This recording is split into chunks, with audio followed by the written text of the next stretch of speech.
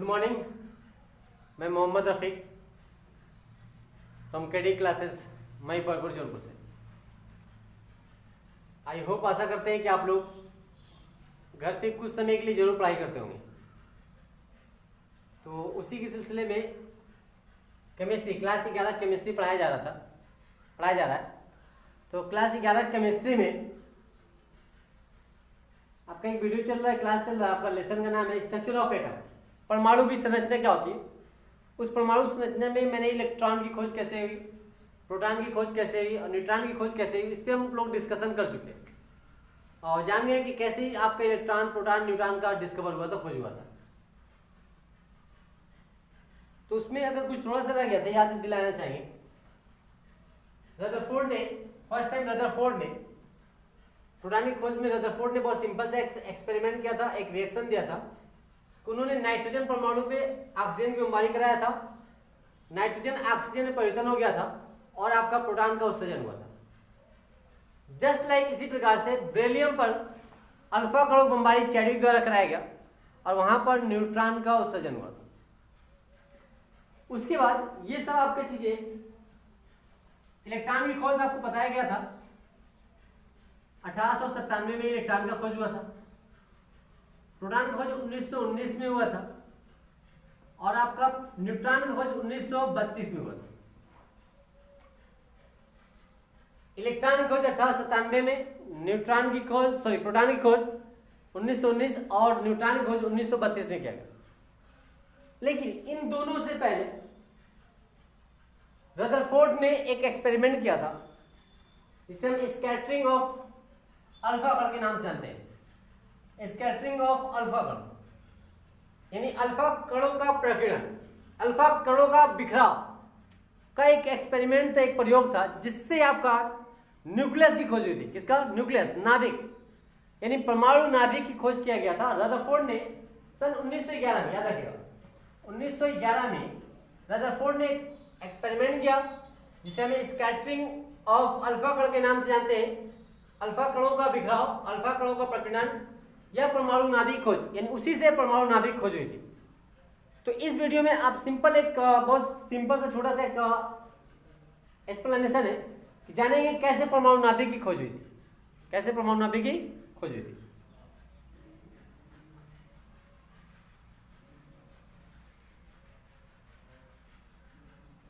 देखिए रदरफोर्ड ने 1911 में, रदरफोर्ड याद रखिए, किसने? रदरफोर्ड 1911 में अल्फा किरणों के प्रकीर्णन स्कैटरिंग के द्वारा उन्होंने एक एक्सपेरिमेंट किया और नाभिक की खोज करते हैं। इन्होंने बताया कि आपका radio active element, radium, thorium, potassium जो भी होता है, रेडियम, थोरियम, बिस्मथ, यानी जितने परमाणु क्रमांक जिसके बहुत ज्यादा भारी होते हैं प्राय वो रेडियो एक्टिव होते हैं। इन्होंने रेडियम के माध्यम से, किसके माध्यम से? रेडियम के माध्यम से अल्फा किरणों को प्रकीर्णन कराया और आपके परमाणु नाभिक की खोज करते हैं। तो इन्होंने बताया अगर हम रेडियम से निकलने वाले, रेडियम यानी एक बॉक्स बनाया इन्होंने, जैसे एक सिंपल सा देखिएगा,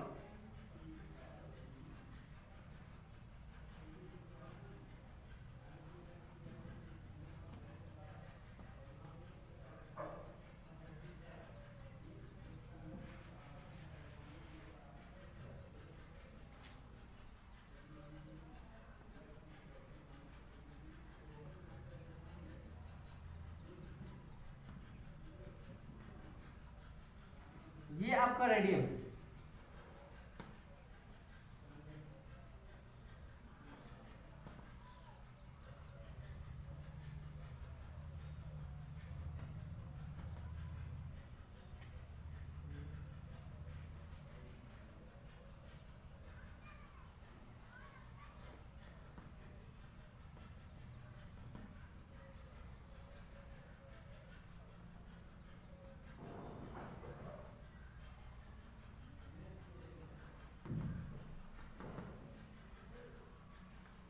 देखिए इन्होंने बताया कि आपका रदरफोर्ड ने 1911 में बताया रेडियम यानी रेडियम एक एक्टिव एलिमेंट होता है।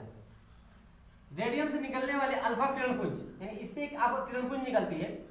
अगर रेडियम से निकलने वाले अल्फा किरणपुंज को आपका प्रतिदीप्तिशील पर्दा, एक पर्दा होता है, स्क्रीन होता है, ये प्रतिदीप्तशील पर्दा है। क्या है? प्रतिदीप्तशील पर्दा है।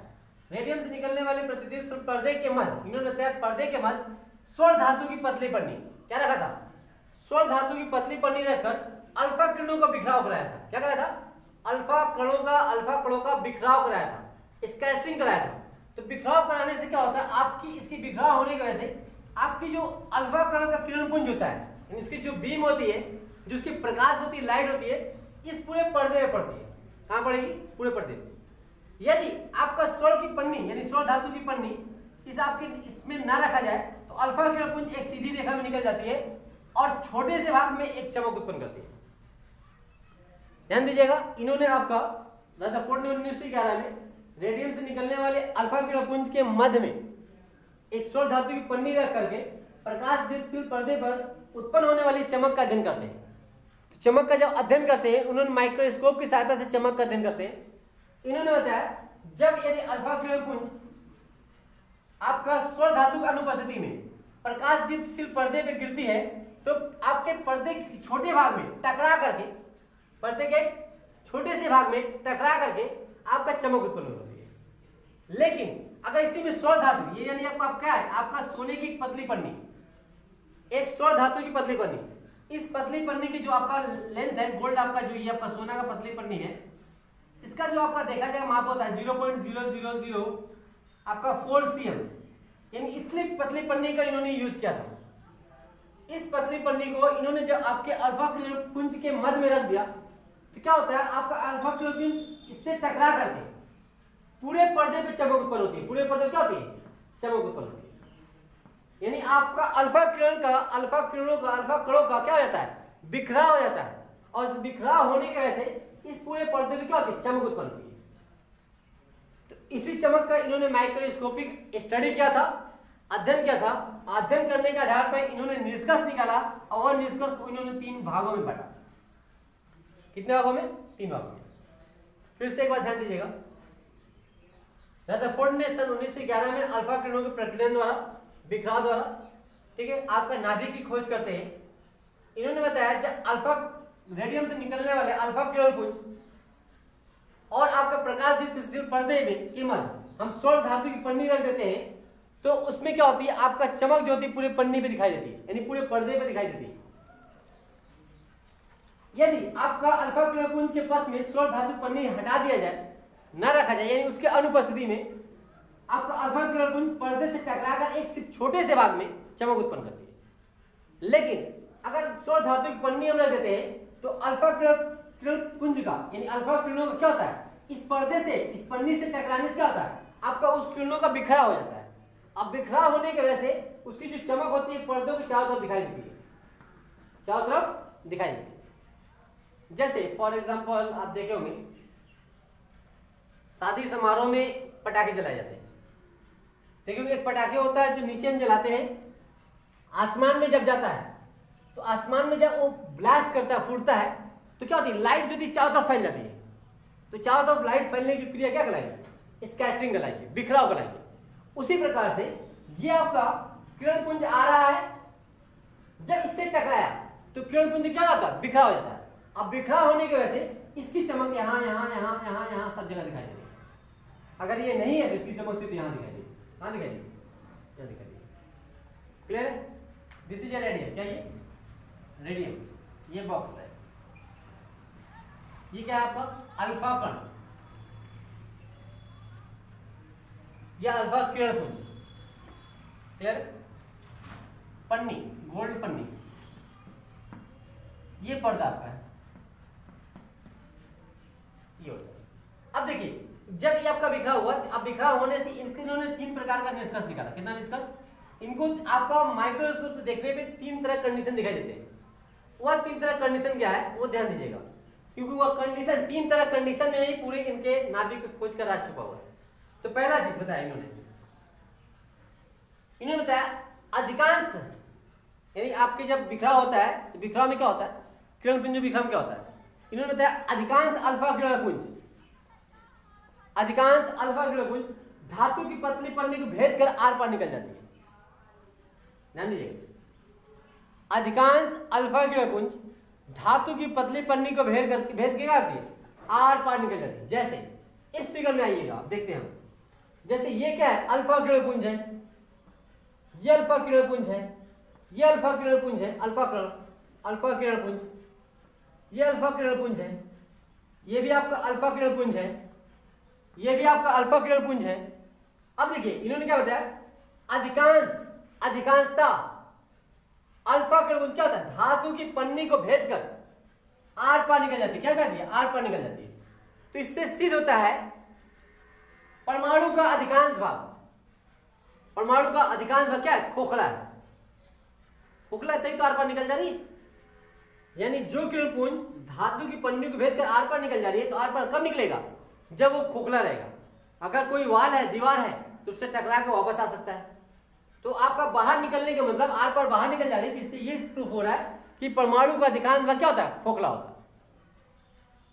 ध्यान दीजिएगा, पहला पॉइंट, पहला ये हो गया, अधिकांश भाग क्या है, खोखला, याद रखिएगा। दूसरा, कुछ अल्फा किरण पुंज, देखिए सम बात कर रहा है, कुछ अल्फा किरण पुंज आपके मध्य भाग से टकरा करके विक्षेपित हो जाती है। यानी कुछ अल्फा किरण पुंज क्या होता है, आपके मध्य भाग, केंद्रीय भाग से टकरा करके क्या होता है, विक्षेपित मतलब मुड़ जा रही है। जैसे ये आपका मुड़ गया, ये मुड़ गया, ये मुड़ जा रहा है, मुड़ जा रही है। तो इससे प्रूफ हो रहा है, इससे सिद्ध हो रहा है कि परमाणु का अति सूक्ष्म भाग है जो क्या है, आपका धनावेशित भाग से बना हुआ है। यानी परमाणु का अति सूक्ष्म भाग है जो धनावेशित पार्टिकल से बना हुआ है। ध्यान दीजिएगा। दूसरा पॉइंट क्या होता है, कुछ अल्फा किरण पुंज आपके परमाणु के केंद्रीय भाग से टकरा के आते, विक्षेपित रहती है, मुड़ जाती है।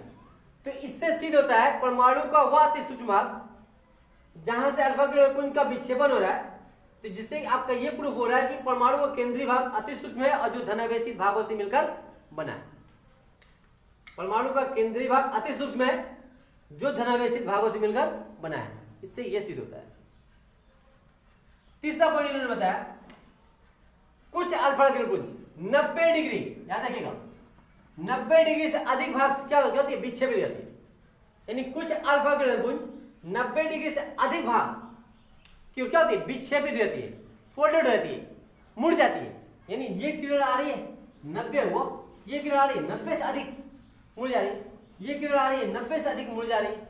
जैसे इसमें फिगर दिखाएगा, ये देखिए आया, मुड़ गया, ये देखिए आया 90 से अधिक मुड़ा, ये देखिए आया पूरा फोल्ड हो जा रहा है।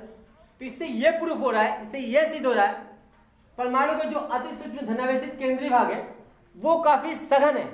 क्या है, काफी सघन है, कॉम्प्लेक्स है, सघन है और रिजिड है, यानी कठोर है, रिजिड है। क्या है, काफी सघन है, ठीक है, और काफी रिजिड है। याद रखिएगा। क्लियर है। 3 पॉइंट फिर से ध्यान दीजिए। तीसरा पॉइंट, कुछ अल्फा किरण पुंज 90 डिग्री अधिक सेंटीग्रेड पे क्या होते हैं, 90 डिग्री अधिक सेंटीग्रेड पे क्या होते हैं, विक्षेपित हो जाती है। इससे यह सिद्ध हो रहा है परमाणु का जो अति सूक्ष्म केंद्रीय धनावेशित भाग है वो काफी सघन है।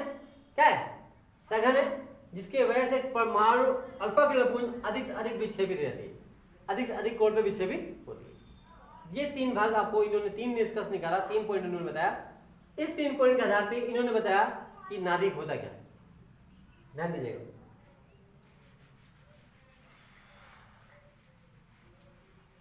बड़ी गर्मी है जी। देखिए first 2 and third, first second and third, ये 3 पॉइंट इन्होंने था। इन्होंने क्या बताया, अधिकांश आपका सीधा रेखा निकल जाता है, जिससे क्या है, परमाणु का अधिकांश भाग खोखला है। दूसरा बताया आपका क्या होता है, कुछ भाग में विक्षेपित हो जाती है, मुड़ जाती है। इससे क्या हो रहा है, अति सूक्ष्म भाग है जो धनावेश है, जो क्या है, धनावेश। तीसरा इन्होंने क्या बताया, सघन है और दृढ़। ये 3 पॉइंट इन्होंने था। इन्होंने बताया कि परमाणु का वह केंद्रीय भाग, इसे नाभिक की परिभाषा है, परमाणु का वह केंद्रीय भाग जो परमाणु का एक अति सूक्ष्म धनावेशित भागों से मिलकर बना होता है, उसी को हम परमाणु नाभिक कहते हैं। This is a nucleus. क्या ये, न्यूक्लियस, याद रखिए, क्या ये, न्यूक्लियस। यानी परमाणु का वह केंद्रीय भाग, कहां, केंद्र में, परमाणु का वह केंद्रीय भाग जो अति सूक्ष्म, वह धनावेशित भागों से मिलकर बना होता है, अति सूक्ष्म और क्या है, धनावेशित भाग से मिलकर बना होता है, उसी को हम परमाणु नाभिक कहते हैं, न्यूक्लियस कहते हैं। याद रखिएगा, क्या कहते हैं? न्यूक्लियस। फिर से परिभाषा देखिएगा, एकदम याद रखिएगा, बहुत सिंपल सी परिभाषा है। परमाणु का वह केंद्रीय भाग जो अति सूक्ष्म व धनावेशित भाग से बना होता है या धनावेश होता है, उसी को हम परमाणु का नाभिक कहते हैं, परमाणु का नाभिक कहते हैं। देखिए परमाणु नाभिक की जो त्रिज्या होती है, जो त्रिज्या है आपका, त्रिज्या, परमाणु नाभिक की त्रिज्या, नाभिक की बात कर रहा है, न्यूक्लियस, किसकी? न्यूक्लियस की। न्यूक्लियस त्रिज्या जो होती है 10⁻13 से लेकर 10⁻12 cm होता है, सेंटीमीटर होता है। परमाणु नाभिक की त्रिज्या 10⁻13 टू 10⁻12 cm होता है, जबकि परमाणु की त्रिज्या 10⁻8 cm होता है। याद रखिएगा, 10⁻8 cm होता है। ओके, ये होता है। अब इससे आपका देखिए, इस पूरे एक्सपेरिमेंट से दो बातें हुआ, यानी परमाणु प्राय दो भागों से मिलकर बने होते हैं। इससे ये प्रूव हो रहा है परमाणु मुख्य रूप से दो भागों से मिलकर बने होते हैं। परमाणु का केंद्रीय धनावेशित भाग नाभिक कहलाता है, और नाभिक के बाहर विशाल क्षेत्र, नाभिक के बाहर विशाल क्षेत्र जहां पर इलेक्ट्रॉन पाए जाते हैं। क्या पाए जाते हैं? इलेक्ट्रॉन पाए जाते हैं। याद रखिएगा, इस एक्सपेरिमेंट से नाभिक का खोज भी हुआ, और इससे यह प्रूफ हुआ कि परमाणु प्राय दो भागों से मिलकर बना है। परमाणु का केंद्रीय धनावेशित भाग, एक जिसे नाभिक कहते हैं, क्या कहते हैं? न्यूक्लियस कहते हैं। दूसरा नाभिक के बाहर वह आपका विशाल क्षेत्र, क्या है? विशाल क्षेत्र, खोखला क्षेत्र, जहां पर इलेक्ट्रॉन पाए जाते हैं। इस एक्सपेरिमेंट से दो बातें प्रूफ होती है और नाभिक की खोज होती है। ये आप नोट कीजिएगा, काफी इंपॉर्टेंट है। परमाणु नाभिक क्या होता है, न्यूक्लियस की त्रिज्या क्या होती है, और परमाणु की त्रिज्या क्या होती है। किस कणों के प्रकीर्णन द्वारा, किस कणों के स्कैटरिंग द्वारा आपके नाभिक की खोज हुई, ये क्वेश्चन पूरा होते हैं। यानी आपके इस वीडियो के साथ साथ क्लास 11 में काम तो देगा, लेकिन आप नोट करेंगे तो बहुत छोटे छोटे कुछ पॉइंट्स आपको जो हायर एग्जाम में आपको काम देते हैं। जैसे नाभिक की परिभाषा तो सिंपल है, नाभिक की खोज कब हुआ, किसने किया, किस आपके कणों के माध्यम से हुआ था, ये सब चीजें आपको मायने रखती है। त्रिज्या क्या होती है, परमाणु त्रिज्या, नाभिक की त्रिज्या क्या होती है, ये चीजें आपको देखने को मिलेगा। तो आप नोट कीजिएगा, और फिर से नेक्स्ट वीडियो में कुछ बताते हैं हम। तब के लिए थैंक यू और थैंक्स।